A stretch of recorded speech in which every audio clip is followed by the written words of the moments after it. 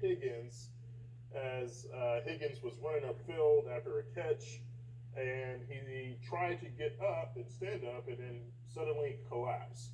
What exactly happened? We don't know just yet, but we do know that CPR was in progress for almost 9 minutes, which is so one of the things that I suspect that likely happened is he took a really blunt force to the chest to cause his heart to essentially not work. And that's called commotio cordis.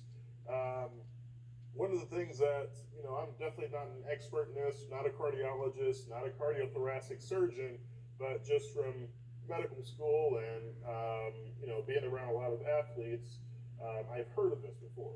Patients sometimes have underlying heart issues. One of them is hypertrophic cardiomyopathy, which is a dysfunction of your heart where the muscles are extremely large, your ventricles, and your heart doesn't work properly in layman's terms.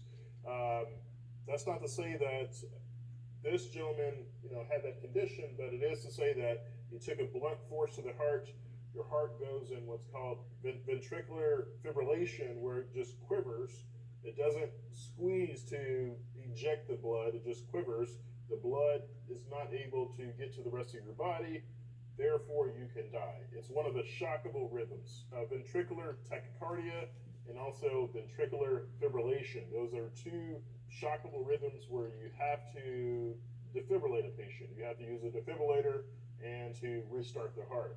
So, commotio cordis, it's a phenomenon in which you have a sudden, blunt impact to the chest that can cause sudden death, even in the absence of cardiac damage. So this is that's been around for a long time.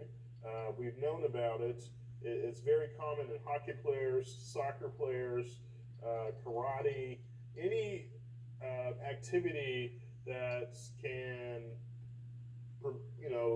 elicits a relatively hard and compact projectile or body contact to the chest, and essentially causes the heart to go into a really weird rhythm where it doesn't work. So